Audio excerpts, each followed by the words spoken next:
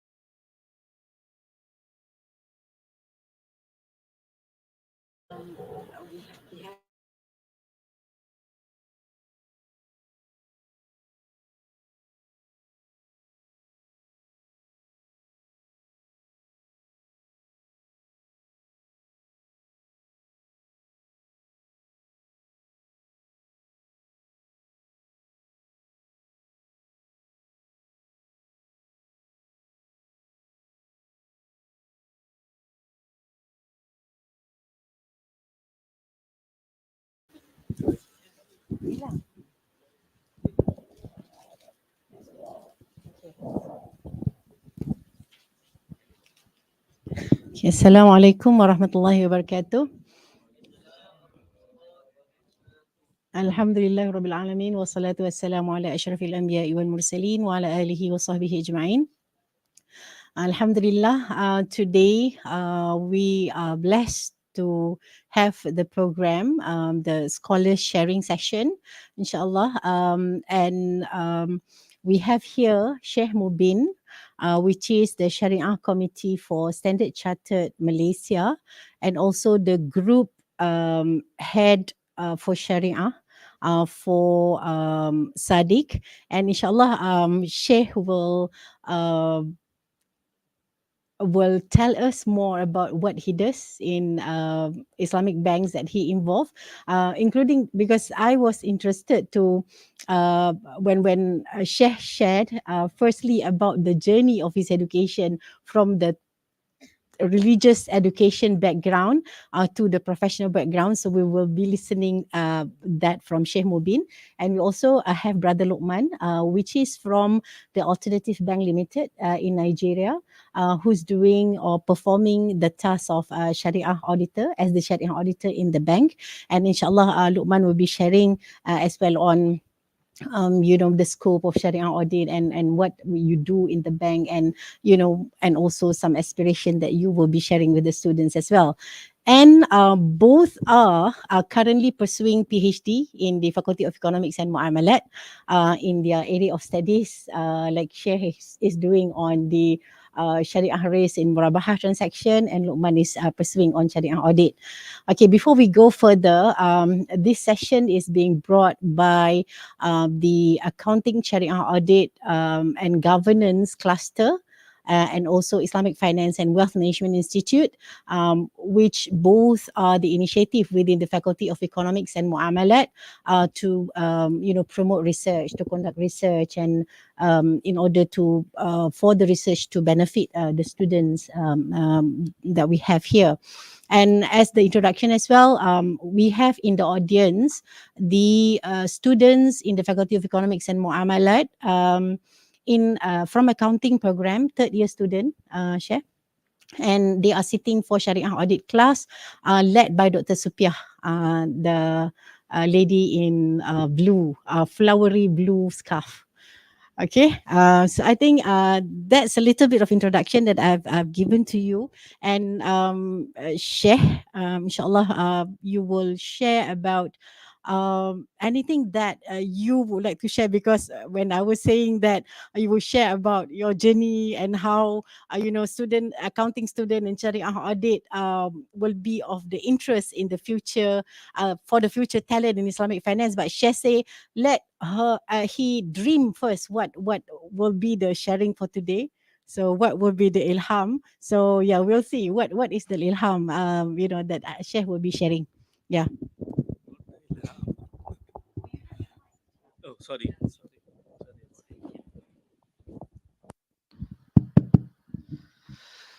Assalamu alaikum wa rahmatullahi wa barakatuh. Bismillah, alhamdulillah, wa salatu wa salamu ala man la nabiyya ba'da. Whatever the Dr. Zurina said, so it is too much. I am the student of this university, as she mentioned in the end.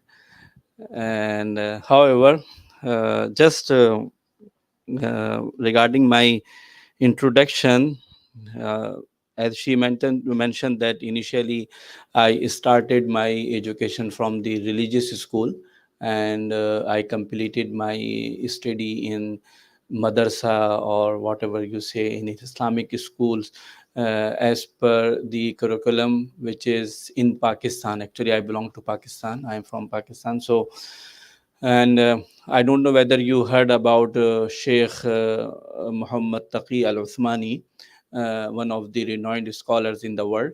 And his work is just not only in Islamic finance and Islamic banking. His work is, mashallah, in fiqh, in hadith, and in muamalat.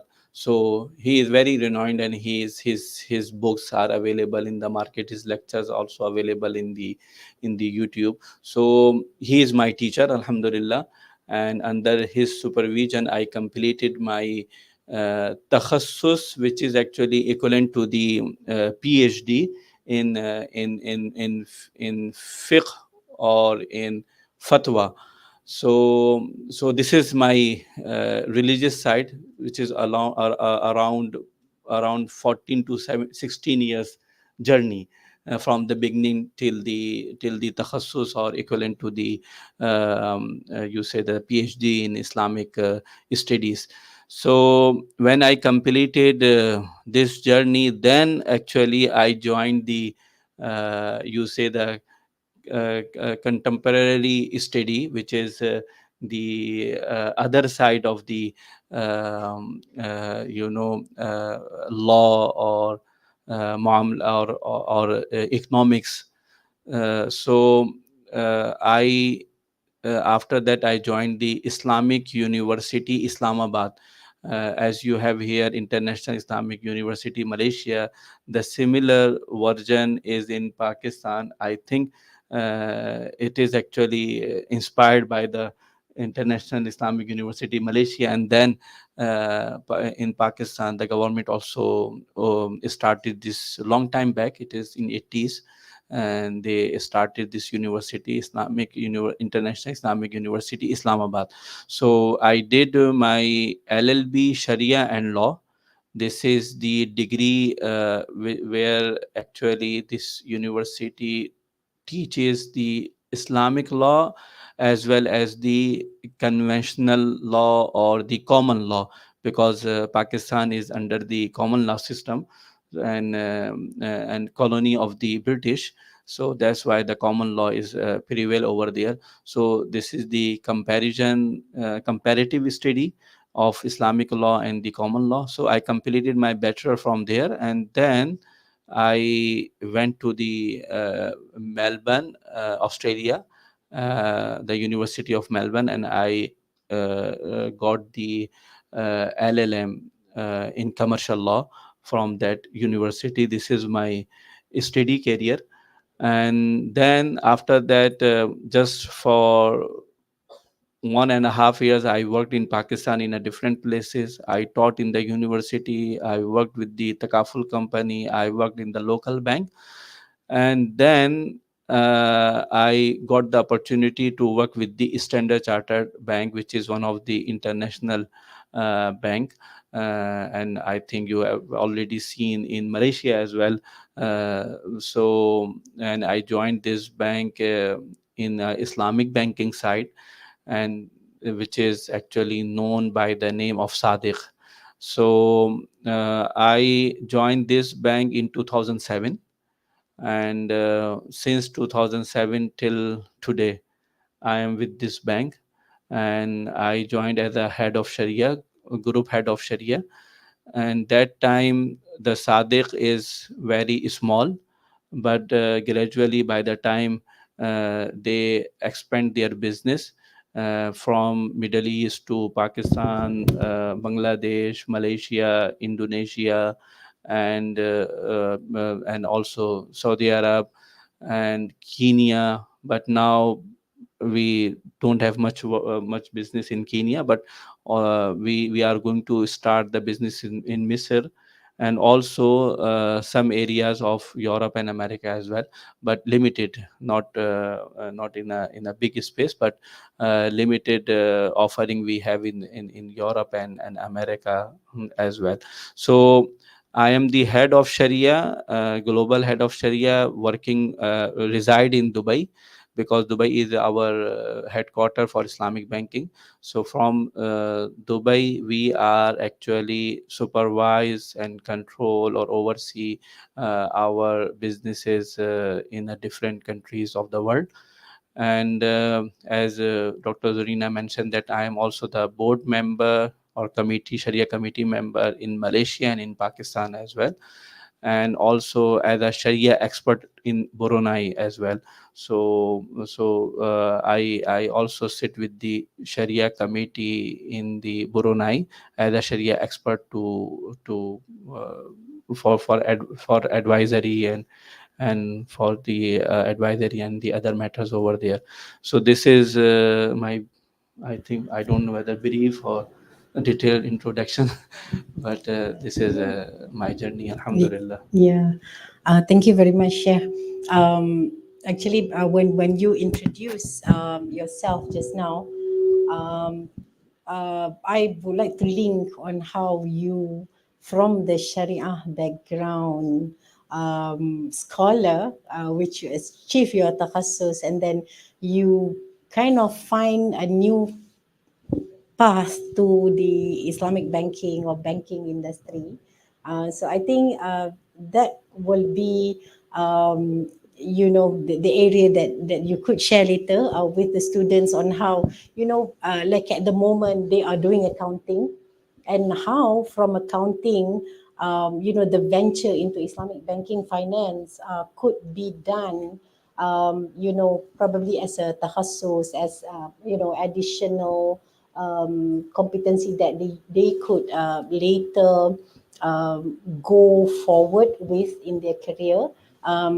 In addition with what they have right now, the exposure in Sharia audit especially. Okay, so that will be later, inshallah, Sheikh. So, Brother Lukman, inshallah, please have a little bit of introduction of yourself, and also, what you do in alternative bank, in terms of the scope of Sharia audit, especially. Yes. Thank you so much. As she rightly introduced, my name is Lukman Seriki. I'm from Nigeria. My background is a little bit different from Sheikh here. My background is similar to most of the audience here. I started off as an accountant, where I worked for close to 8 years. While I was there, that was where the journey of Islamic finance also began. So my first real certificate in quotes was obtained in Dubai. Then, so we had to travel to get the certification. Then later, I ventured into IOFI certification, and by the special grace of Allah, the first Nigerian to have both CSAA and CIPA of IOFI. So CSAA now has now been revamped to two other certification. I joined the bank, the alternative bank, as we call it now, like 8 years ago, close to 8 years ago, September 2020, 2016. But then we were a window. So the bank, name them was Sterling Bank PLC, but now it is now Sterling Bank, because when last year, no, in 2022, the bank got an ODCO license. So from the ODCO license, we are Sterling now. The name has now changed to Sterling Financial Holding Company. So under Sterling Financial Holding Company, we have what we call the Sterling Bank, which is the conventional arm. In July 2020, July 2023, which was just last year, we became a standalone bank. Now we are now called the Alternative Bank. It's interesting to note that we are the first in Nigeria to from a start to transit from a standalone, from a window to a standalone bank. Yeah, it comes with its own challenges, and the good part was that the promoters then from the beginning they already anticipate this journey, so that was why it makes the journey to be smoother. From the initial point where we're a window, we were using two separate core banking operations. So it makes the movement or the transition from that window to a standalone bank makes it so smooth and easy. And fortunately, too, the regulator already also have a standard that even as a window, you are also expected to submit your return regularly. So as a window, you are operating like I was discussing with some external auditor recently that when they were asking what changes from our own hand, from our own angle, from the Sharia compliance and the Sharia audit, and I told them it's nothing has changed because even as a window, you are expected to follow the same thing as when you are standalone. So nothing really changed. So the other areas could be from the business angle, but from the Sharia governance aspect is the same. We have three, let me say three tools of the Sharia governance. We have our Sharia board as it is, even while we're a window, we have the Sharia compliance unit and we also have the Sharia audit unit. So it was easy to when we are transforming from the window to as a standalone bank, the journey was so easy for us because we already anticipate that journey from the beginning. So the unique one of the major difference for us is that then we were a lot. There was a lot of co-locating and sharing. But right now, we are having a lot of service level agreements with even um, with the conventional bank, which because they have a lot of widespread area in terms of branches. And as a new bank, there's no way we'll be able to spread across all region. So we're going to be leveraging on some what's it called based on the agreement and approval from the Central Bank of Nigeria. So So that's a little bit. in term of market, um, can you share about the dynamic of Nigerian market? The appetite for Islamic banking demand, where when you mentioned about because the bank is quite geographically concentrated in one place and we don't have other facilities in other region, then I understand that they are also demand from all over Nigeria for Islamic banking operation, and how that will be the challenge is that you have to deal with the conventional side, and that will trigger some Sharia non-compliant issue or things like that. But first, let us know more about Nigerian market. Okay, Yeah. thank you so much. The journey of Nigerian markets as it is, though early 90s, CBN, there was some banks that came up as an Islamic bank in the early 90s, but as at then, there was no framework. So there was no guideline at all. So they were operating without guideline. So so the first major bank in Nigeria as an Islamic bank is called Jais Bank, and they started the journey in 2013 or so, yes, if I'm correct, 2013 or 2020, 2012 or 2013. And that's when they started the journey. So the oldest bank in Nigeria for as an Islamic bank is just let's say 12 years at most. Um, we as a window, we started our own journey in January 2014. So it was 9 years later that we became a standalone bank. So as for the market, is for the conventional arm has up to like 25, we have up to like 25 commercial banks.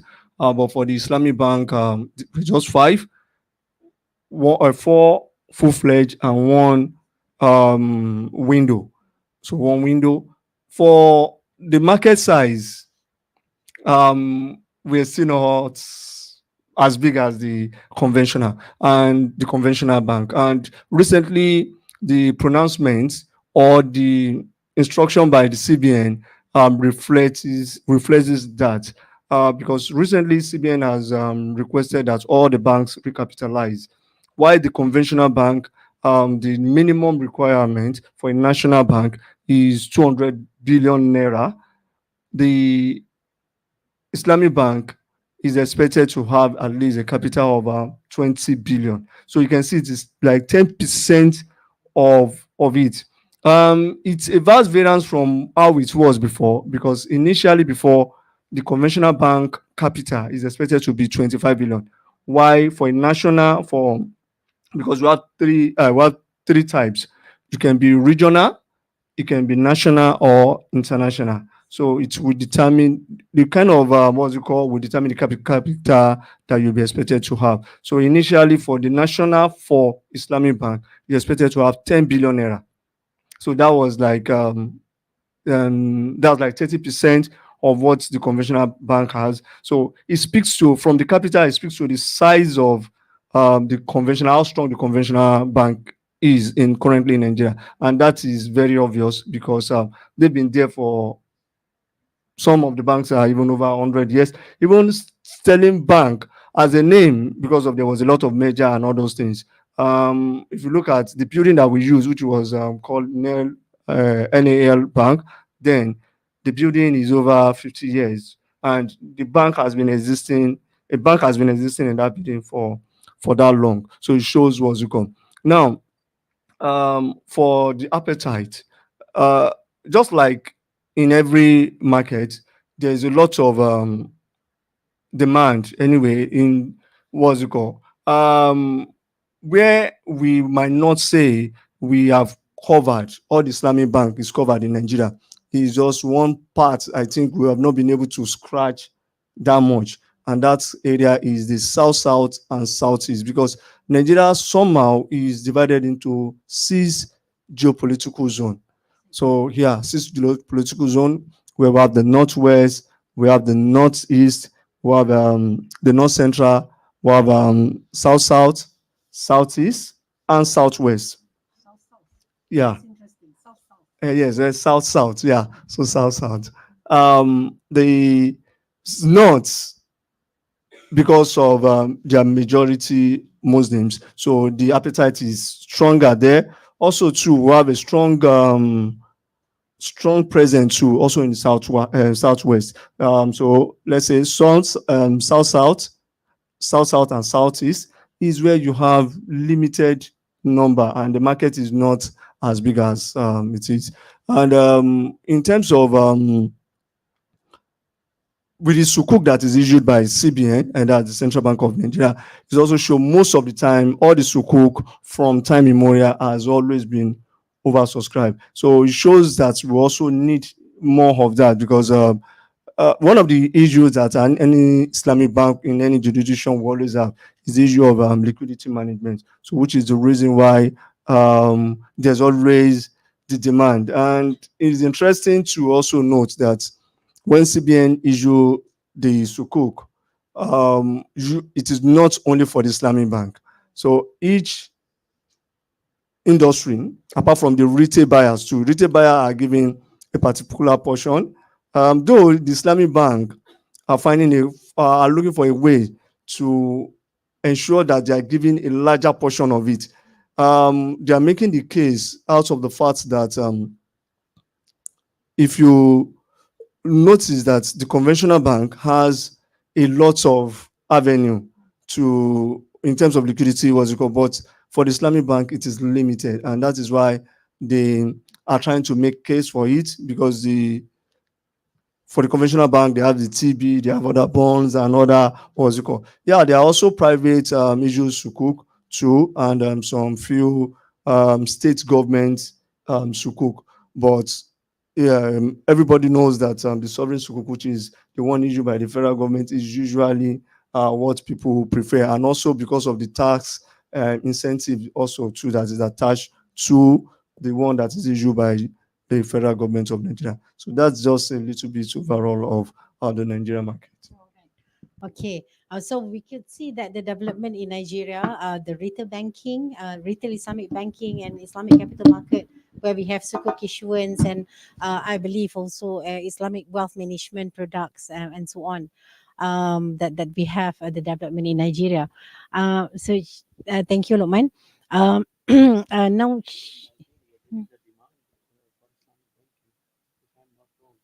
yeah, because of the population. Yeah. Hmm. I didn't touch that Hmm. because the population.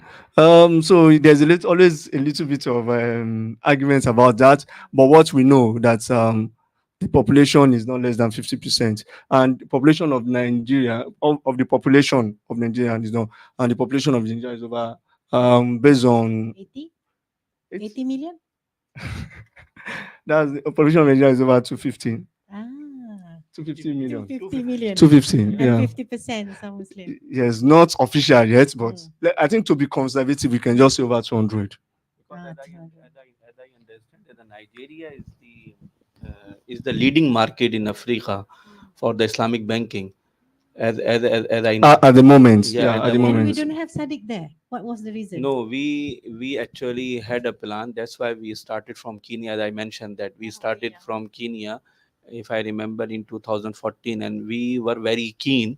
And then our plan to expand from Kenya to the other market as well. But unfortunately, that time the Shabab, the Shabab Islamians, Okay, okay. yeah, The this issue has arisen that time.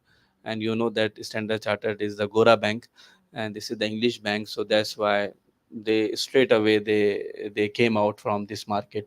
But we had a plan that time that we started from Kenya, and from Kenya then we will move to the inside the other countries of Africa. But unfortunately it happens. So now again we are starting from Egypt, even though Egypt is very close to close the Middle to East, but yes. but it's part of the Africa. So maybe later on from this we will move to the other places as well. But Nigeria, as he mentioned, that there is very much potential, and there is Untapped potentials. yes, and there is demand as well. And Jazz Bank you mentioned right Yes. now, yeah, I know the CEO, the lady of the CEO of this Jazz Bank, if I'm not wrong. No, Maybe she moved now. no, we have a male as the, Okay, yeah, for female. The only female MD currently is for Lotus Bank. Lotus Bank, yeah, Yeah, yeah. So Lotus Bank. Lotus Bank, yeah. Mm. So yeah, I am in touch with this lady because she actually told me about how much the potential is over Differential, there yeah. in this market. And she is very keen Without to Stanbic too, because yeah. one of the not too good story of it is that we have Stanbic before they decide to pull out in 2018. Stanbic started along with Jais Bank, so but in 2018 they decide to Oh, so two international bank left. only one Oh, only one. only one, Okay. only one. So That's they were window. mm. And so they are still in Nigeria as conventional, Mhm. but they stop the Oh, the operation Islamic.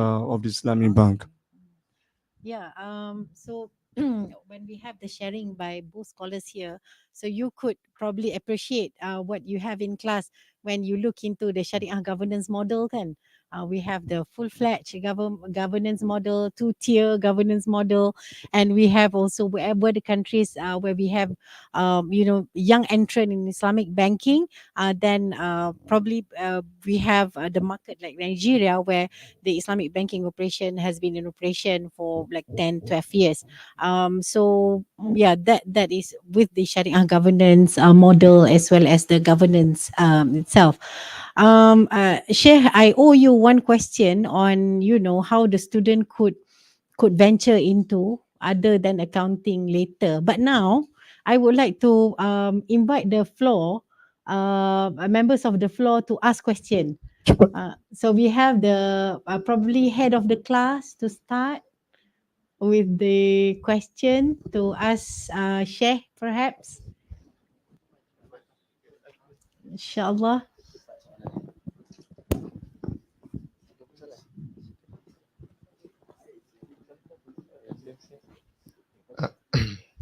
Assalamualaikum warahmatullahi wabarakatuh. Um, my name is Muhammad Iqbal from SIM. So the question is, but this is maybe run away from the topic. But from our student, right now there is trending like cryptocurrency or blockchain. So from Shariah or Islamic perspective, how legal, or is there any, how are the acceptance about Islamic about the cryptocurrency or the blockchain, and how we ensure about the halal? So Iqbal is taking the opportunity to ask Sheikh, since you are the Sharia scholar. Yeah. Thank you, Iqbal. Walaikum assalam wa rahmatullah. Do you want to do business in cryptocurrency? What is your plan in future? What is your future plan? What you want in cryptocurrency?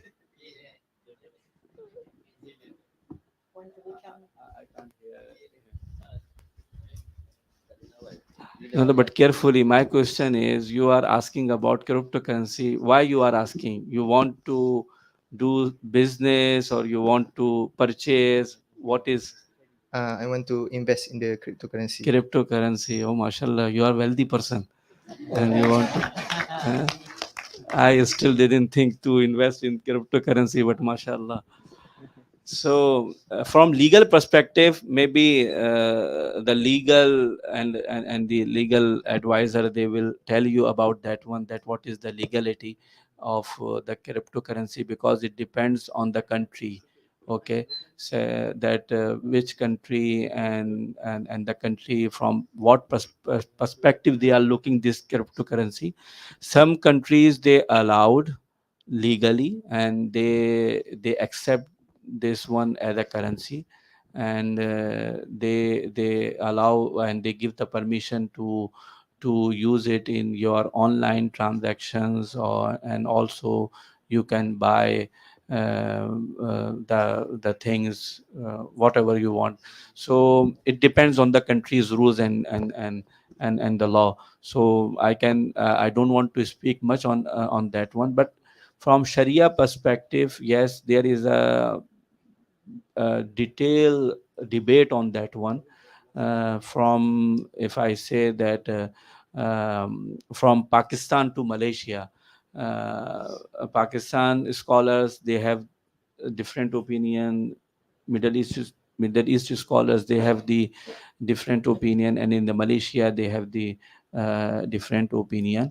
But almost in the in UAE and uh, in Middle East and in Malaysia, if I see most of the scholars, they allowed cryptocurrencies, and they say that a cryptocurrency or whatever the digital currency, just not only the crypto, whatever the digital currency. But this opinion, if you see that the scholars who actually belongs to the financial institutions. So if you see most of the financial institutions scholars, Sharia scholars, they have the opinion that it is okay, and you are permitted to do the transactions with this cryptocurrency. However, in Pakistan, even though the scholars belong to the financial institutions, but they still they are not very much open about their opinion on that one, and they are saying that we need more information. Actually, we need sometimes to see the the impact of these transactions or these activities, because sometimes it looks like a qimar, and sometimes it looks like a normal trading. But that's why they are saying that we need some more information and some more time to give some clear opinion on that one. And the same opinion was given by the other scholars in the Middle East, who actually purely opine in fiqh and working in a fatawa on that in this area, and not very much related to the financial institutions. So they are also either they say that this is not allowed, or they say that we need more information on that one. However, when you deal in cryptocurrency, so two or three things are very important to keep in your mind. Number one is that this cryptocurrency, wherever it is used, it should be in a Sharia compliant, in a halal project. Not there is any non or prohibited does not belong to the prohibited project. Number one. Number two is that whenever you deal in the cryptocurrency, I am particularly when I am talking about when you are not you are not purchasing any item, but you are dealing in a through cryptocurrency, you are purchasing some other currency or something. So that time you ensure that uh, these currency are in the position in the position of the parties. Okay, so you own the cryptocurrency, and the other party also own the whatever the currency he has or she has, so he owns and also has in his position as well, just not only own. And then the third thing is that these currencies or these crypto can be transferable. Normally crypto can transfer, but the other currency, you ensure that it also be transferable and transfer to the when you deal in this one, so it can be transferred. But this is particularly for the when you deal crypto versus currency. Otherwise, if you are buying something, some item or some commodity, so ensure that it should be halal commodity, not the haram items, and it is allowed in Sharia. So this is very that the summary of the Okay, thank you, Sheikh. Um,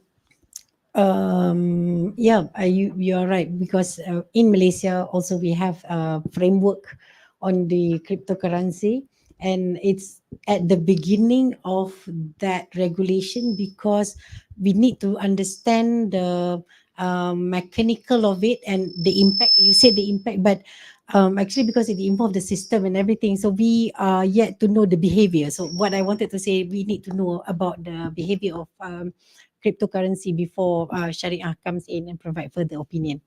if I add on that one, because if you see the behavior in last 2 to 3 years, it is very stringent, because sometimes the currency goes up and sometimes suddenly goes down.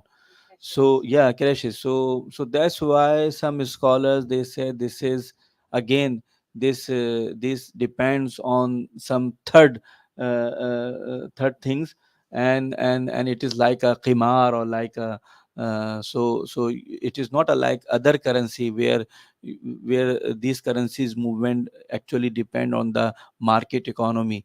But for the crypto, this does not depend on the market economy.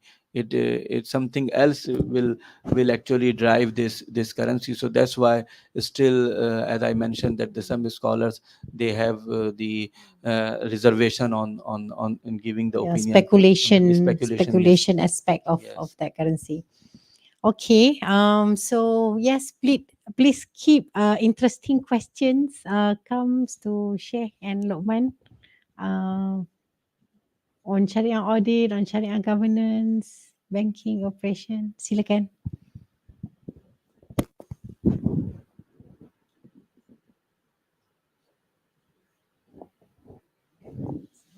Actually, I didn't go in a detail on that one. You know that the cryptocurrency actually the research actually depend on whether this cryptocurrency considered as a mal or not. So this is very important that we need to understand whether this is a mal or not. So from here actually the debate is started. Anyway, there is a lot of yeah, uh, uh, the research and the different different opinion on that one.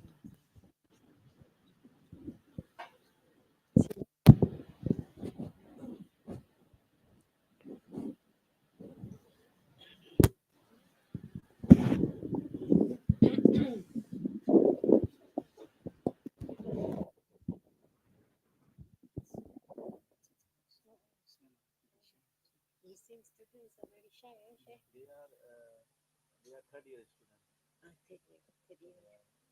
Like 7 semesters. And how many semesters are left? One semester on So campus. then Okay, this is the last. This is the last because the last semester, final semester, they will be with internship. They will do internship. So they need, they're No, going to you be can like stand it. up and ask them questions. yeah. So I think everyone is thinking about their future, what they will do when they finish their study. Accounting, yeah, all of you are the accounting student. Yes. So just a question to you: where you want to see yourself in next 5 years? Anyone tell where they want, where you want to see yourself in next 5 years? Maybe housewife, sitting at home, take caring of children, or the boys, they are in cryptocurrency. Yes. And what is, where you want to see yourself? Anyone? So maybe we work for our life at somewhere in maybe one company or just be the employee. As a what? Accountant? Maybe someone will be the accountant. Okay. Inshallah, one How day. much the opportunity here in Malaysia for the accountant? Any idea? How much the opportunity of job for the accountancy or accountant? Or Inshallah. So we as student as accounting students. So maybe after we graduate, we'll be one of the accountant workers. Inshallah. okay, just I tell you one thing, that okay, you are going to finish your study in accountant, and maybe you will be a good at accountant in future, inshallah, hopefully. uh, but you know that mashallah, you have a long journey, inshallah, in future, because just you are going to start your career, and you will you will find lot of struggle, lot of hurdles when during your journey. But this is very important that and I think your teachers already mentioned to you that you have to decide your goals. What is your goals, where you want to see yourself in next 5 years, 10 years, 15 years, and 20 years. This is very important for you. As being an accountant, yes, you are going to complete your study as an accountant. This is obviously this is one of the degree you have to take. And everyone takes some degrees when they finish their university, maybe accountancy, maybe sharia, or maybe economics, or anything else. But not necessary that in future you will remain, or you will stay in a same in a same line, and in a same study which you completed yourself. It is not necessary. I know so many people, they have done their engineering, after that they join the economics, or they did the master in the finance, and they joined the Islamic financial or financial industries. So what I want to say you, that now you have a time, 4 to 6 months, or maybe 1 year, when you complete your study. First decide what should be what is your goals actually, what you want to achieve, and where you want to see yourself in next 5 to 10 years. This is very important. Otherwise, when you finish your study, you will be on a roundabout. You know the roundabout? And from the roundabout, the road goes everywhere. Actually, I don't know the areas over here, but you understand my point. Whenever we finish, just not you, when I finish my study, so our teacher told us that you are on a roundabout right now. So now you have to choose your way, whether you want to go right, left, straight, or or your back, or wherever. So but the important thing is that you have to decide your way, then you will be on your target.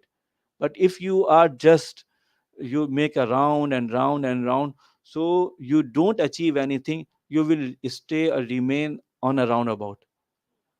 But if you decide that I want to choose the right street, and I want to go this way, and then I will reach to the maybe central bank, so then you will reach to the central bank.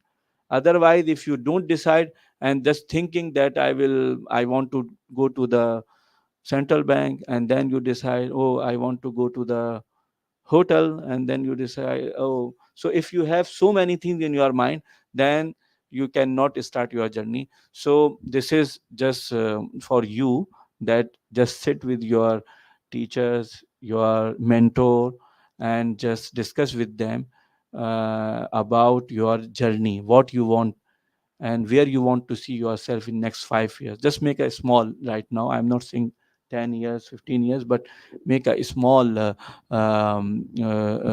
targets, that I want to see myself in next 5 years over there. Then when you come out, and then start running behind this one. Otherwise, when you pass out from the university, and then you start thinking on that one, so maybe you will be late. During my study, when I was in Melbourne University, so after my one semester, yes, I think so, after one semester, I came back to my country, came back to Pakistan, and I started visiting to some professionals, including the bankers as well. I met them. So one of the senior bankers, I remember, till now I remember, he told me that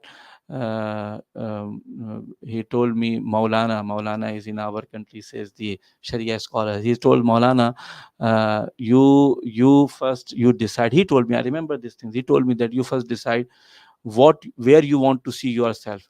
And this is very very good advice for him, where you want to see yourself in next 2 years or 3 or 5 years, and then you start journey. And he said one more thing, which is very important, and a change in my life, because you know that when actually students or people goes to Australia, Canada, or USA, so their goal is that they take the passport.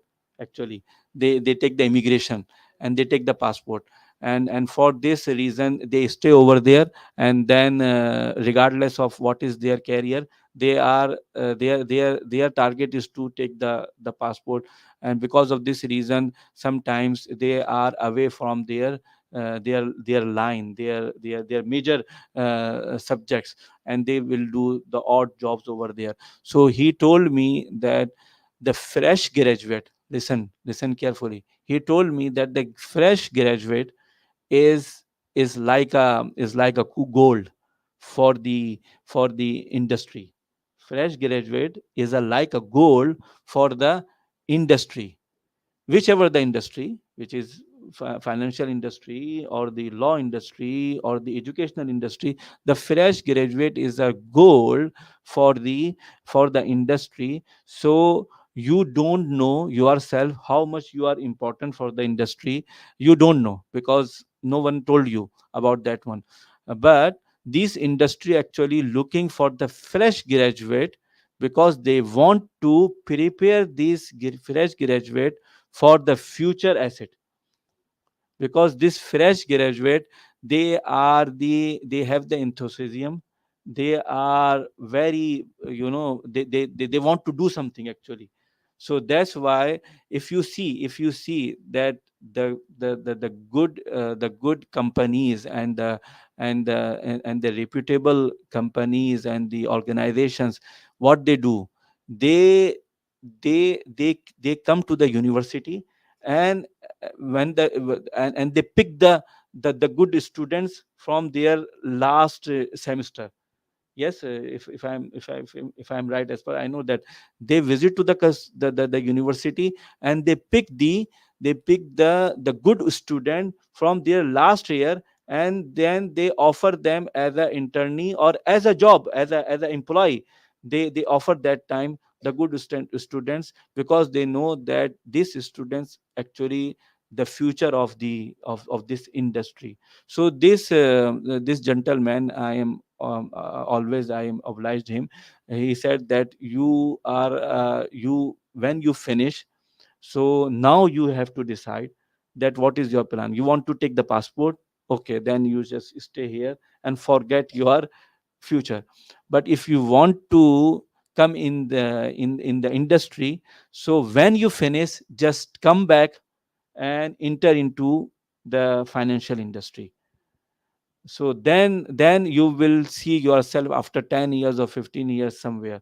Otherwise, if you are you wait for the passport, maybe it takes 3 years, 5 years, or 10 years, but you are no more the fresh graduate, because after 10 years there is 10 badges already comes, and they are very much fresh, and the industry looking for the fresh one, not the old one. For them you are the old. So that's why what I'm saying to you, why I told this story to you, because that this is very important, traveling for me, because I visited, I met them, and I decided that when I finish my study, so I will come back to my country. I will not remain in Australia. So even my course is 24 around 24 months, but I finish in 18 months. And then I came back after finishing my study, and within a year I entered into my relevant industry, and alhamdulillah now I am here. So I suggest you please sit with your teachers, discuss your future plan, and clear your mind that I want to see myself in 10 years over there. And one more thing which is very important, because your teacher knows about you, he or she knows that what is your behavior, and what is your attitude, and where you can perform good. You don't know yourself, but your teacher knows about you, that even you are studying in the accounting, but maybe you are good in some other subject, and your mind working very well in the other areas. So your mentor, your teacher knows about it more than you. If he or she suggests you something, even it does not look good to you, and you think that no, what he is saying, what she is saying, that no, I am doing this, but whatever she is saying to you, so just think about that one. And if you think that I can do in this area, so just go in this area and start your journey in this particular area, and then you will see yourself in next 5 years. You don't know where, but you will see yourself somewhere, inshallah. So this is very important. Discuss with your teacher, make your plan, and then accordingly run behind your plan. Inshallah you will be successful. Otherwise you will be on the roundabout, and on the roundabout what happened, just round and round and round, and nothing happened. I think I am clear in my message. If you have any question, just let me know. I have, Yes, you 15 can add, please. Okay, yeah. One thing that you also have to keep in mind is to remember the environment and the situation of the environment that we are now. The world now is fast changing. Things are changing every second. Even as an accountant, you have to upskill every now and then, not to be behind. Because the moment, and you must have something in mind, be open to learn, to open to learning anytime, because new skills, new what's it called. You can see how in the last 2 years, just the moment Chat GPT started November 2021 or 2022 or so, 2022, you can see what's a role of AI things that is happening now around you. So you must be conversant with what is happening around you because we are in a destructive environment now. Things can change. The way things are being done in just 5 years ago is not the same way it's being done there. So those things are still going to also happen in every profession. You can see in some pictures you will see where um, maybe an helicopter and a cameraman is trying to cover a particular situation. They don't. So now the pilot is not needed again, and also the cameraman is not also needed because with a drone you can perform those things, those same things that those things are doing. So lesser cost, and whether you like it or not, um, for the brother that says he wants to be an employee, whether you like it or not, the employer will always look for ways and manners to reduce costs. So if they find 5 people and they find that one person can give them what the 5 others can give, they will go for the best. So as an employee will always go for what will give them the cost. They will look at the cost and benefit will always be the idea of the. So it is important that you must be open to learning anytime, any day. So that's just the little that I would like to add. Be aware of your environment every time. which is something that probably I want to accuse this generation, because probably this generation is the generation that is smart, but uh, this is my accusation. Like I said, like less aware of the environment because of, we are always down on our handphone. So the focus, yeah, the distraction is on the content that we are fed. It's not like something that uh, we plan for it. I mean, the data or the information come and blast on our face, so we don't have any like active time to think about our future, because we've been low with this Before, people have to content. travel several miles to get knowledge, Mm. but now at the seat of where you are you can get the knowledge. And unfortunately those that travel, so maybe it's another thing, maybe baraka again too, and that's why one of the things that one should always pray for, that Allah should give you beneficial knowledge, because you have so much but you can do little. But then initially people have very little information, yet they were able to do so much. So I think the distraction too is one of the factors, like rightly said. Yeah, and because of that bombarded information that they have, or we have, that we are less sensitive with the environment that we have. Like now, when we speak, we don't have eye contact anymore. Like in meetings, it's important to understand the situation and like I share when we are in the Sharia committee meeting. It's not only the content but also the communication between the meeting members. For instance, like I really like when you say that we have to understand our environment. We have to like be able to read our environment in order to understand, or in order to know the goals, to move forward. Share, I have follow up question, because you say you have to know, the student have to know where to go, but as a student probably you are less informed on where to go because you are not there in the industry yet. Do you have that question in your mind, or I read your mind? So share, what is the minimum maximum number of years that they could stay searching in the searching journey to decide what they want? uh, Dr. Zulina, as I told that the mentor is very important. The mentor, we actually don't think and we don't know that how much the importance of the mentor in our life. As you mentioned that how long they stay, no, they can, even if they stay 3 years, 4 years, 5 years, if they don't have the mentor, they will they just stay. Yeah, the mentor in the life is very important. I remember, and also you studied in UK. I don't know whether you found such type of experience or not, but I remember that when I was studying, so in the very first semester, we heard the lecture from the seniors in the university.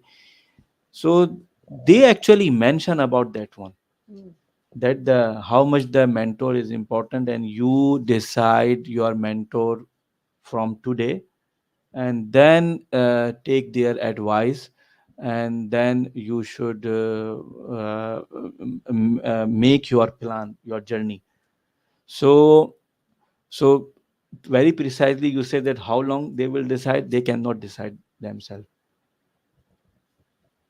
Everywhere there is exceptional, maybe some student is okay, but most of the students, they actually need the mentor who actually advise them, and then they follow the mentor's advice. This is my personal experience, that's why I'm saying, maybe your opinion is different on that one, but I am giving this advice from my personal experience.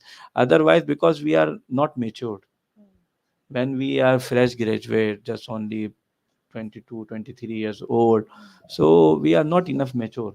So, and we don't see the world, and we don't know, we don't have any exposure, so we have no idea that what is where and what is going on.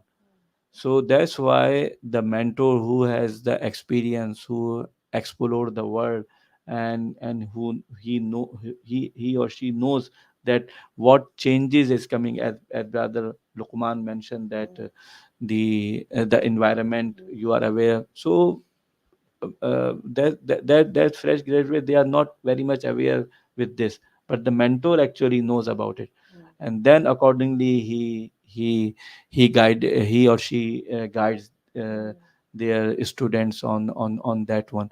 So again, I'm coming back to the mentor one, that you have to choose in your life some mentor, and then follow his advice, and then inshallah you will be very quickly successful. Otherwise no, otherwise no. I have the personal experience, I don't want to share my other part of the life, but this is my personal experience. In my life, my mentor is my elder brother, actually, and between me and him is almost 16 years difference. So when I completed my study, so he has seen lot of things.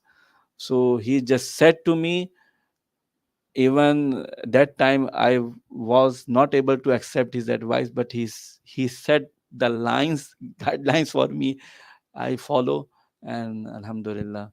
So I think that this is a very important thing.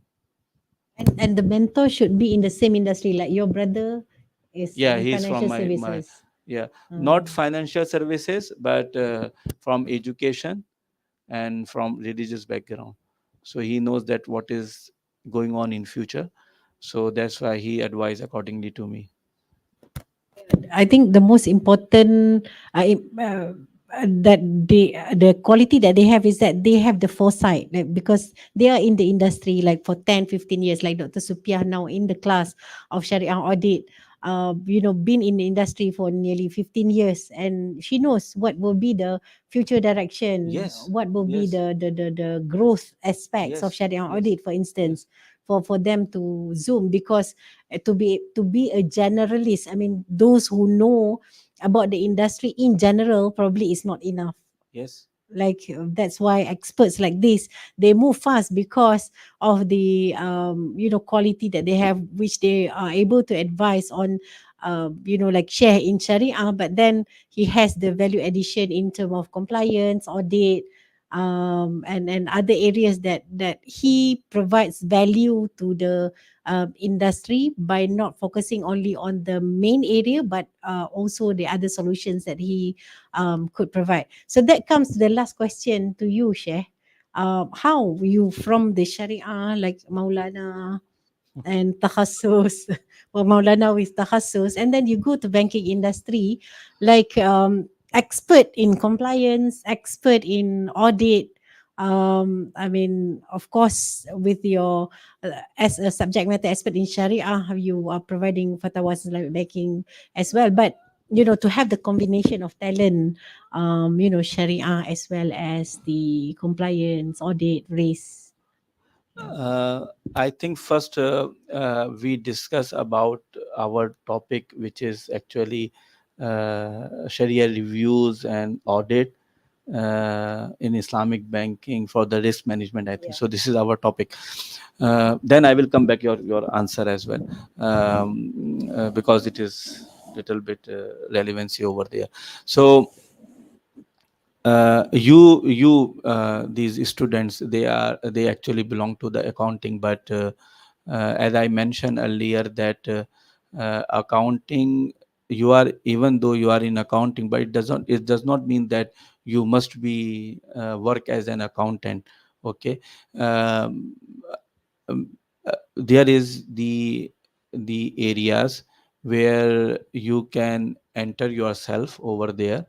And even though you are expertise in accountant, but accountancy can be used in banking industry, can be used in the law, in the education, and also in economics, and everywhere you can use the accountancy or accountant. So don't be afraid that what will you do if you work in a Islamic banking industry or in Islamic financial institutions, because when you enter, so you will find your ways how you can work in Islamic banking industries. Because in general, if you see in an Islamic financial institutions, there are a different department. Just not only there is one department, there is a different department. There is a product development, there is the risk management, there is the credit department. Okay. And there is the training department. And in Islamic financial institution, there is a Sharia department. Okay. So there are multiple departments in the Islamic financial industry. And also, if you go to the branches, so you will find the teller over there. And there is the manager who actually looking after and responsible for the whole branch. So even though you completed your study in accountant, but you are still you are relevant to work in the Islamic or in financial industry. You can go and you can work, and you will find that where you have the interest, because accountancy used in everywhere. Even when you develop the product, so that time also it is utilized, because sometimes you need the product which actually needed by some accountant firm, which is needed by some companies who is actually involved in such type of activities. So so keep open your mind. Just don't think that you just only work as an accountant. No, you can work as a product development, you can work as a risk management team, you can work as a auditor in the audit team. And and also you can work as a credit, because credit also, when you assess any company's credit liability, so there is also the accountant is needed over there. So open your mind, and wherever you find the chance and availability that you can enter, so you can enter into this area and start your journey.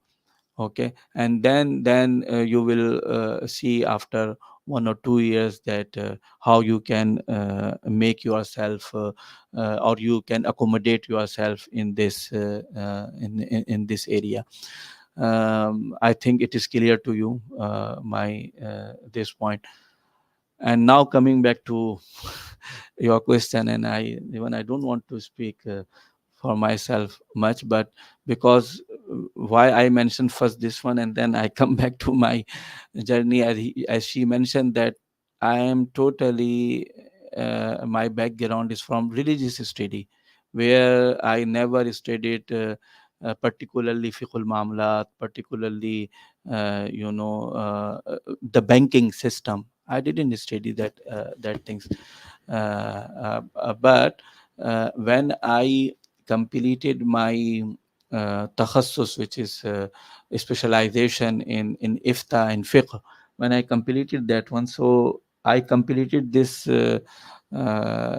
study under the supervision of Sheikh Taqi Uthmani, one of the renowned scholars. So I was, and still I am very much influenced by my respected teacher, because he is the one person, but mashallah, his knowledge is in Islamic banking equal to hadith, fiqh, and also in fatwa. So his knowledge, so I realized that human being can, if he wants, he can work in any area, but just need to focus, and he should determine with this passion that I want to do. So I'm very much inspired by him. And then, because Sheikh Taqi, he studied religious and then he studied law as well. So because of him I studied law. Okay. Even though this is not my area, I completed just only the religious study. Law is not my, and it is very difficult to me. I mentioned earlier as well that law is in English, and whatever I studied in Arabic and in Urdu. I never studied English. I Like never studied English. first time you were exposed to English education was when you study. When I was around 22 years Mm. or Can you 23 years. imagine?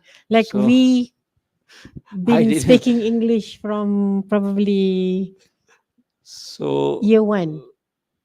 Mm. no, I never studied English, and if I say you that properly, I never studied English. If you ask me that as a subject, I never studied as a subject English. Okay. So when I joined the university, so because the law is the common law is in English, and Sharia law is in Arabic. Arabic is okay, it is not difficult for us, but the English is very difficult for me that time. But anyway, I don't know how we but one thing which that the good teacher is always a very good treasure actually. So alhamdulillah, in my life I found very good teacher. So first time when I started learning English, so my teacher was, he is very old person, but he is the expert in the English. So he told me, and he knows, he says that you have studied Arabic, so you know the Arabic grammar. So just you make relevance, see, with Arabic grammar with the English grammar, because the grammar normally is the same. So when he said these things, and then I started making the relevancy between English grammar and Arabic grammar, so it has become very easy to me. And then through this way I started learning English. But even though writing and speaking is not easy, but alhamdulillah, anyhow, I completed my 4 years bachelor in International Islamic University. Even though this is 5 years, but I completed in 4 years, because all the summers vacations I spent in the campus. And because they, in the summer, they offer the half courses, half of the semester, 12 credit, as compared to 20. Yeah, short time semester, so 12. So all semesters I actually all summers, 4 summers, so two semester, it means that 1 year, almost 1 year. So I save 1 year, and I completed 5 year course in 4 years. And then and alhamdulillah, it is it is not easy, but that's why I'm saying to you, in your life you will feel that something looks very difficult, that oh, how can I do it? But if you have intention, and then you make your focus, and then Allah will help you. I tell you, this is not my but this is just only from Allah tabaraka wa ta'ala, because this is the human being capability. Allah put this capability in every human being. If today if you see, you have seen a lot of clips on the internet, that people can stretch their leg, they can stretch their hand, they can make the high jump, and they can do lot of things, strange things, but in normal life you cannot do it. But these guys, they are doing so many activities. Why? Because they actually did the practice. They did the practice, and then they achieved this thing. Am I right that you can see a lot of things? Now there is a very very famous American Got Talent. Yeah, you know, American Got Talent. If you see some videos over there, so people are doing very very difficult things which we cannot do in our normal life. But how? Because Allah tabaraka wa ta'ala put the capability in every human being, that whatever you want, you can do it actually, if you want. So this guy and whatever the guy, they come over there, so they think that we can do this thing, so they can achieve. But we cannot do the same thing. And even though sometimes they give the disclaimer in the beginning, you don't try in your home. They say this is the disclaimer by them, don't try at your home these things. But whatever you are looking over here, you are watching over here. So I'm what I'm saying to you, that you don't know yourself, but Allah tabarak taala put in your inside the capability to achieve something. But the important thing is, faida azamta faida azamta, the important thing is that you make your intention. First you decide that I want to do this thing, and second is fatawakkal ala Allah. Then you leave on Allah tabaraka wa taala. Okay. وَالَّذِينَ جَاهَدُوا فِينَا لَنَهْدِيَنَّهُمْ سُبُلَنَا. If you struggle, so then we will open the way for you.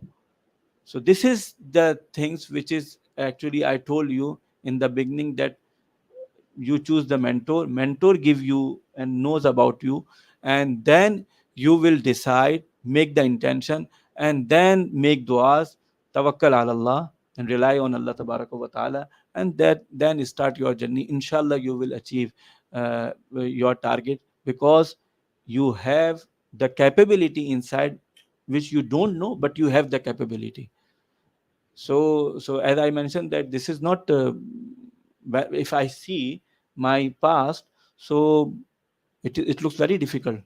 It looks very difficult. I was that the IELTS exam is not easy. It is very difficult for me, especially for me who didn't study English. And you know that they have the four thing: writing, speaking, listening, and the one more thing, speaking. Yeah. So it is very difficult. I couldn't achieve one, two. I think the third time I achieved my target. But if I think that I can't do it, so I couldn't do it. But I failed. Not they don't say, they can't say they failed, but they there is the certain target that you achieve the six. So then you will you will take the admission, otherwise you can't. So initially I just took the five band. Okay, then next time 5.5, and then again then I achieve the six or something. Yeah, this is. So if I think that no, I can't do it, I never study, so it is very difficult, so nobody can do it. No, Allah tabaraka wa ta'ala put the ability and capability in every human being. If they decide, if they want to do, they can achieve. So this is my nasiha, or my advice to you. Please, this is start of your journey. Please make your goal, and then just follow your goals. and inshallah you will see yourself in next 5 years in somewhere, and you don't know where will you be, but inshallah you will be somewhere in future, inshallah. I think Thank you, I Sheikh, am clear on my for the point. advice. Like Lukman, for you, I could see that you go for the takhasus like accounting, Sharia audit, a few ways of examination. I mean, few types of examination, and then Islamic finance you specialize. Then how you kind of decide what was the helping factor to for you to take that journey. Okay. Unlike those here now, which is also an advantage. As at the time I started, we were hearing about Islamic finance outside of Nigeria. So because it was not, there was no bank at all then. So one of the things that got my interest was, okay, there's Islamic finance, and there's a way that the contracts are supposed to be treated. So my interest was how those contracts are supposed to be treated and how they are supposed to be reported as an accountant then. So that was where my interest started from. And so that was like, so the first thing I was like, okay, if we have a contract or there's a product, how is it going to be treated? So those were the, what's it called, that pushed me to go into it. And so when I started, I have not looked back since that time. So, and that was why the first, one of the first certification I did was certification on Islamic professional in accountant, that's certified Islamic professional accountant of IOFI, because I really wanted to know what were those things that makes it different from the way the conventional were handling those treatments, and I've not looked back since that time. Okay, thank you for the sharing. So, do you want to know my story? I think you haven't heard the story as well, Sheikh.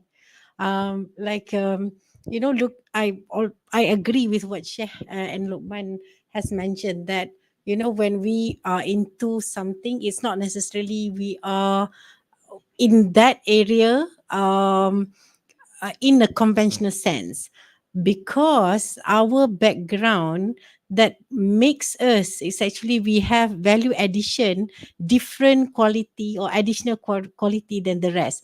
Like I did my accounting degree of accounting, but my secondary school, I was from the religious school, where the expectation was to go to Al Azhar doing Sharia, and or even to go to Jordan. And my late father was like quite angry at me at that time, because he said, you studied Sharia, you studied, I mean, you're good in Arabic, and why you would like to change course to accounting? And at the time, I was saying that, of course, in Bahasa Melayu, in our language, that, I want to be professional Muslims, like Muslim professionals. Like if I were to stay in the Sharia Usuluddin, I mean, of course there are areas, I mean, we need that expertise. Like now we need expertise of Sharia and Islamic banking. But then at the time, because accountancy is a professional area, then I look at it like, let's go into an area where I could be a professional Muslim. So with the background, and then I did my accounting, so that everyone will be saying that probably I'll be accountant or auditors and things like that. But when we have some background, then that interest appears later. Like at the time, 19, which year, Supia? I graduated my SPM? 1995. 1995. 1994, 1995. That time, Islamic Bank were just introduced. Like, that Islamic Bank was introduced 1982. So, talent are not like this time. So, with accountancy and then with the Islamic background, Then the industry at that time was beginning. Then the only university that offered Islamic finance outside Malaysia at that time was Durham University. So that's why, yeah, I went to Durham for MSc Islamic Finance and PhD in Islamic Finance. And after that, I mean, even though I did something that is different, that is Islamic wealth management area for my PhD, but because of the accountancy degree with the Sharia aspirations, so that's why Allah has guided me to Dr. Supia, who is an expert in audit. So we were looking at that area, like we were developing the area since 2007. This I remember this because the year I graduated my PhD, from 2007 until now, where we basically started from scratch. It's not over to say, it's not too much to say, because that was prior to the period of the issuance of Sharia governance framework, where we have the function of Sharia audit introduced in that function. So we were working on that research since 2007 prior to that. So Islamic banking, takaful, and then now we're working in other area like in cooperative and so on. So means that, I mean, dear students as well, so look at with the help from a mentor, look at the area that could bring your could enhance your value, because I think we are, like USIM student, they are unique because they have good grasp in Sharia and all, because the students are from religious schools until their shahada, and then after that they come for a like professional degree here, like Dr. Supia is leading the secretarial professional secretary, what we call qualification.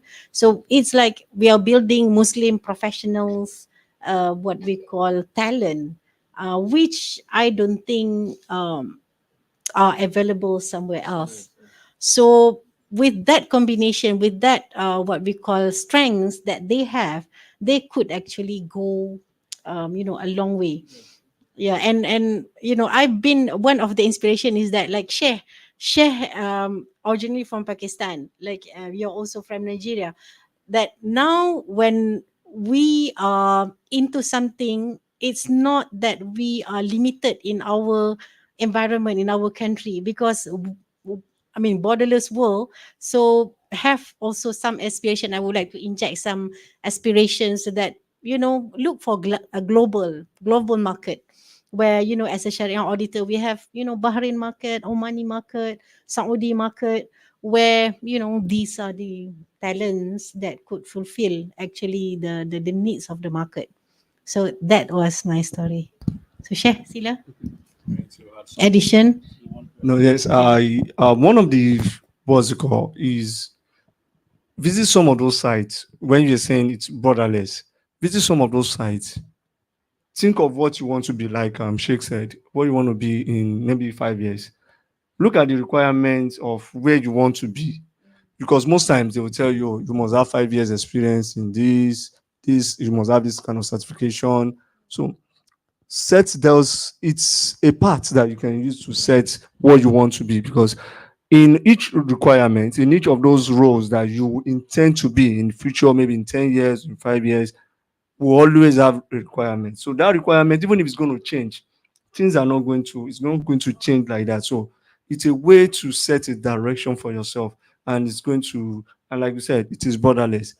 Like now, you can just visit like IIDB now site, look at the career site, and oh, there are several roles there. Those roles will, they are requirements. Those requirements, see if you can achieve them in 5 years.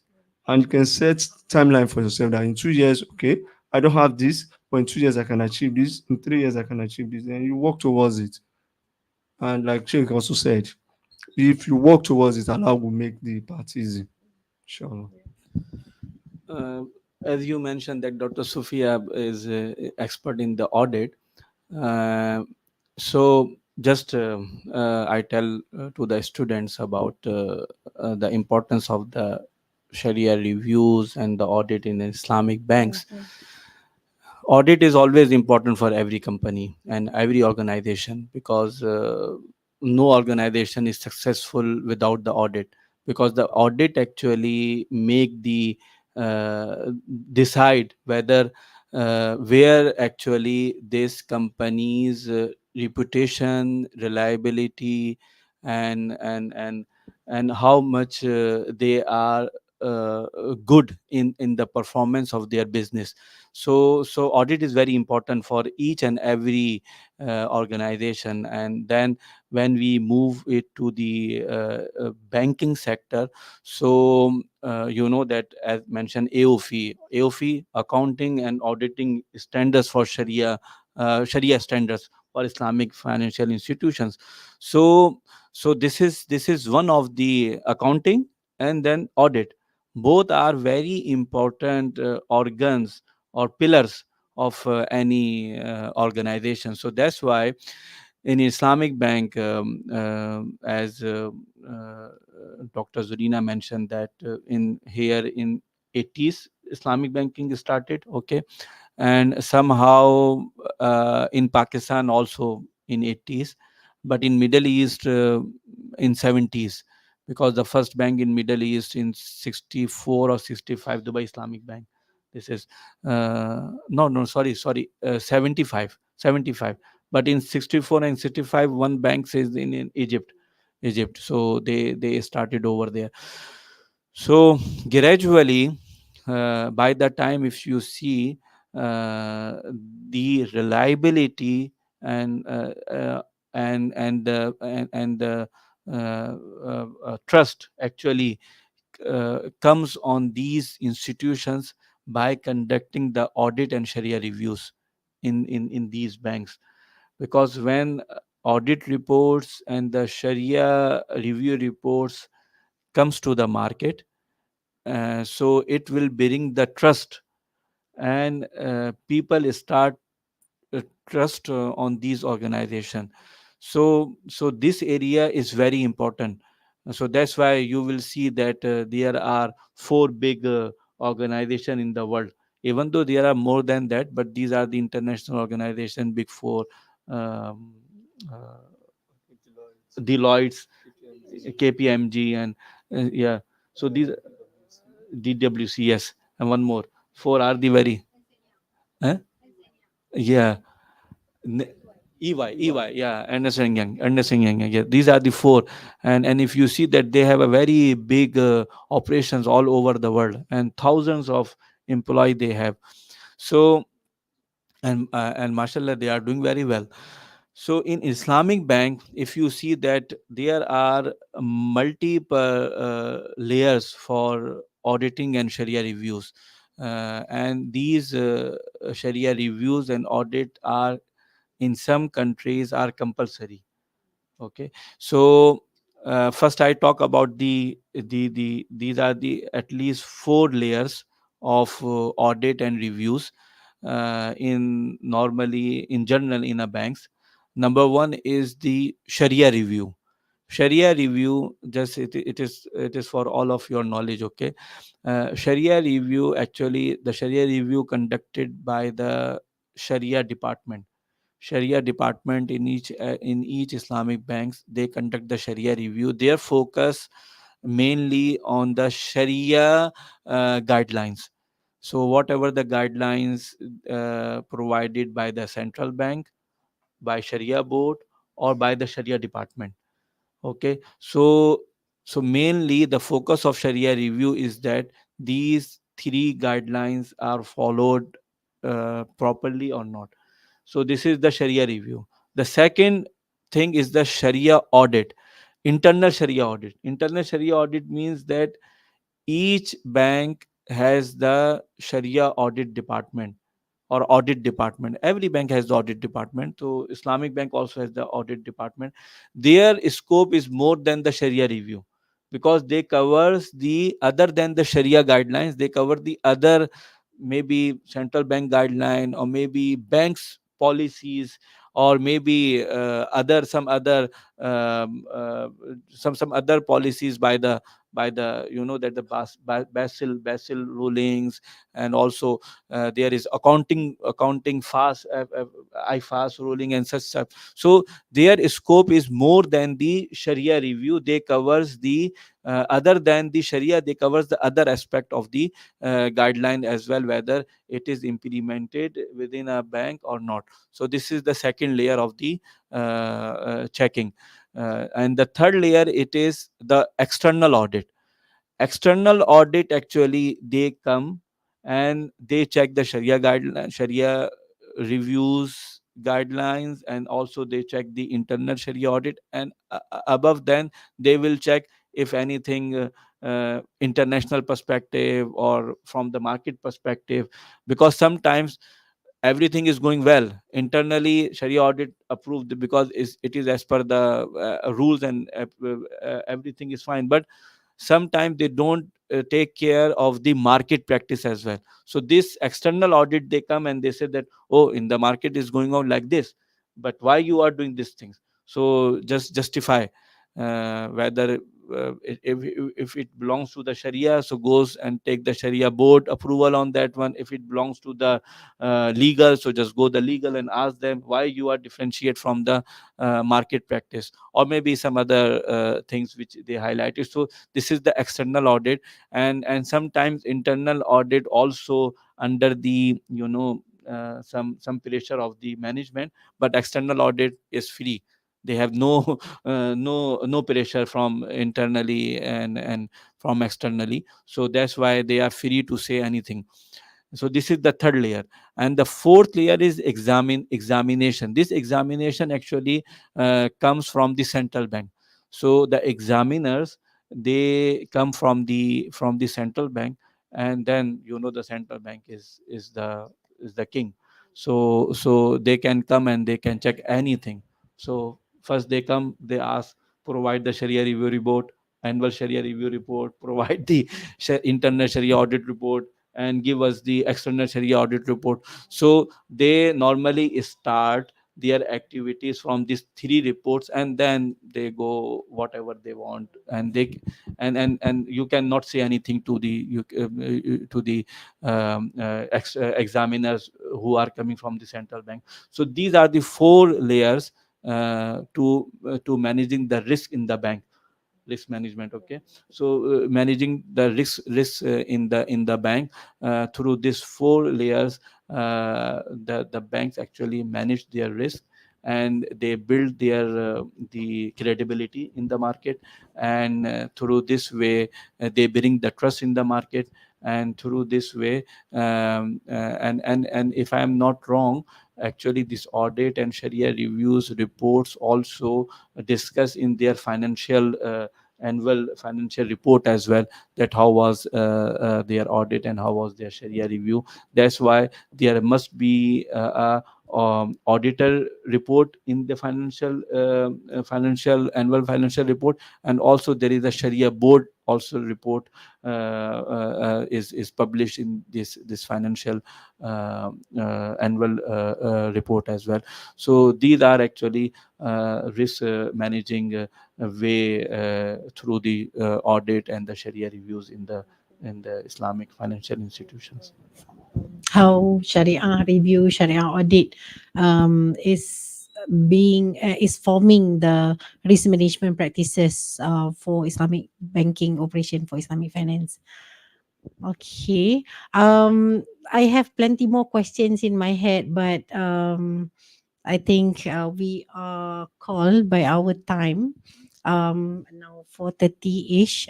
So yeah, share us if you have further questions. Sila.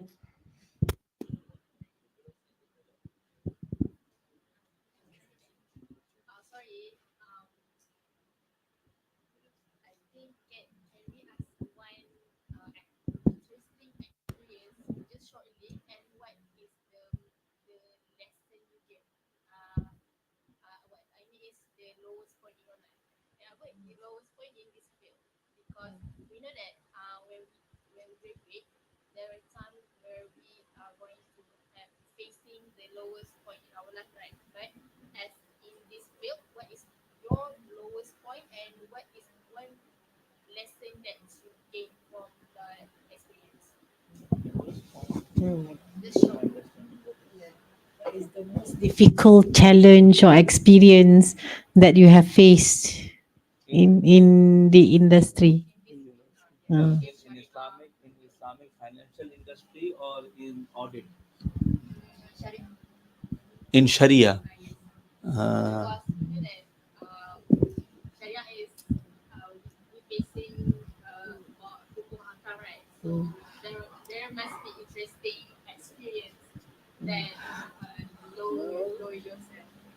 there is lot of challenges, but the very common challenge is the, you know, that we are working in a conventional environment. Actually, all the Islamic banks are working in the conventional environment, and you know that the our economy or our financials institutions are based on the conventional economy system.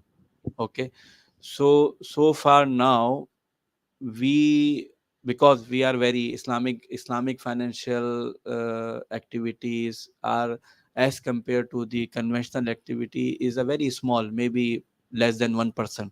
If we compare whole all over the world, so it is less than 1%. So that's why we don't have, still we don't, we have our norms, we have our rules, but we cannot impose these norms in and these rules, because as compared to the big market we are very small. So that's why the our common challenge is that how we can sustain our product, our transactions, and our Islamic banking within this big conventional based financial system. This is one of the biggest challenge, and Dr. Zurina and also Brother Lukman must agree with me on that one, that lot of time we are actually said by our management that oh, if we follow this Sharia requirement, then we are away from the market, because it is not acceptable in the market, client cannot accept, and this is not practically workable solution, and so that's why we will be in a loss, and we will lose the customer, or we will lose our profit. So this is the big challenge until now in Islamic finance, or especially for Sharia, that when we pass any ruling or we give any guideline, so sometimes we receive a very huge that response, or on that this is not workable, or practically not acceptable solution. So you either you give another solution, or just allow us to follow the conventional market. Okay, so this is the biggest challenge for the Sharia, that how we manage that time through that way, that Sharia will also be followed, and also we meet the requirement of the financial institutions. So that time we need to bring the workable solutions, or practicable solution for the institution, through which they can actually offer their transactions or their product in the market. So this is one of the biggest challenge for us, and I think it will just not, it is not finished, it will remain, and in our everyday life we receive such type of things. And other than that, there is other challenges as well. System development requirement, the system will not the system which is, system means that actually the system which is applied in the banking industry. Okay, it is not compatible with the Sharia solution. And also accountancy, if you see that the accounting rulings is different from the Sharia accounting rulings. So this is also another challenge, because the Basel, when the rulings comes for the Basel, so it is another challenge for the Islamic banking, how the Basel ruling will apply in Islamic financial institutions. So there are multiple challenges. So just I highlighted few. Despite the regulations, external regulations that is probably doesn't suit the Islamic requirement, then we have to stay steadfast to make it happen, to so to call that like you say, we look for the workable solution. Like for instance, we sometimes issue exception, like we have exceptional ruling for 1 year, half years or something, so that the institution will be able to have the solution, for instance. Yeah, but the Mm. exception means that exception till the time they will adopt, or they Mm. will bring the Sharia compliance solution Mm. in the Mm. institution. Mm. Exception means, does not mean that just Sharia scholars allow which Haram is not, haram things yeah, to which is happen, yeah. prohibited in Yeah, Sharia. yeah, yeah. Lukman, so you would like to share some probably personal experience, what the biggest challenges that you encounter and how you come out of it. Um, Personally, it has to do with people, people's major problem, and what the most important advice I will give here is that do not compromise on your on integrity. It's very very key, and because when you are dealing with the business people at times, it can be very challenging, because one thing you have to keep in mind is that each person has his own KPI. The business people has their own KPI. You as a Sharia auditor, or as a Sharia compliance, you also have your KPI.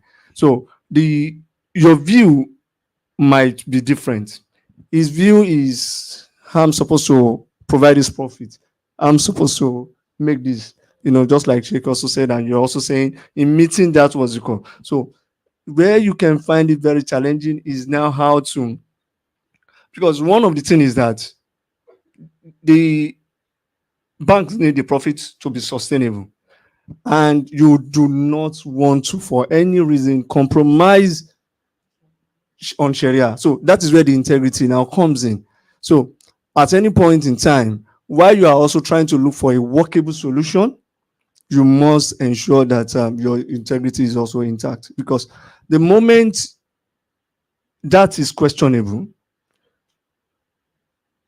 you have people that are also reviewing you, and that is, you have the external auditor, and you also have the CBN. For instance, in Nigeria now, you have the CBN examiner that comes to also look at what you've done. So, and it is very important to also know the hierarchy in terms of where the ruling, which one should come first. Don't take the last one in your own way to come first, or the one that is supposed to come first, you're not throwing it to the back. So integrity is very very key. So there's going to be challenges, and that is struggle between the business and also to ensure compliance. It is always going to be there, and even for the Sharia board too, they face that virtually every time when the business comes in, and the dynamics of business too will always, what's it called. Now we're talking about crypto. Now these are some of the challenges. These are some of the challenges, and it will always come. It is crypto today. Tomorrow we don't know what is going to happen. During the time, during the what's it called, there was a time too that camel skill was being looked at. Okay, and camel skill was looked at. Can we use it as a form of currency? And the challenge has to come for that. Okay, no, if you're using it, there are going to be a limited number of camels, and camels are so. This challenge of how you have to place those what's it called will continue to the end of time. So, but it's more important that your integrity is very key in whatever you do. At the end of the day, you have to be ethically sound in whatever you are giving out. So that's most important. Inshallah. Thank you very much, Lukman, for that sharing. So Alhamdulillah, I would like to thank Sheikh Mubeen and Lukman for the sharing. And I hope, because the sharing is not only focusing on the Sharia audit, Sharia review, we covered that. We also look into the journey of the two scholars, two practitioners, on how they have come at this stage and what they have, the preparation that they have made previously, so that it will give you inspiration. So Alhamdulillah, this session is being recorded for not only to be enjoyed by the student who are here, but also for the graduating student, inshallah. So that will be ilmu yang tafa'un bih for all of us, inshallah, in the room. So thank you very much to Sheikh and Luqman, and also Ustaz Faizin from the Standard Chartered Sadiq to facilitate the session as well. And also thank you to the listeners and for the questions. So you are the future generation which industry is seeking. So yeah, be the best version of yourself, inshallah. Okay, Assalamualaikum warahmatullahi wabarakatuh. Thank you, Dr. Zurina, for arranging such session. And I hope, inshallah, all the people enjoy the session and Allah will give us the benefit of this session. Jazakallah khair.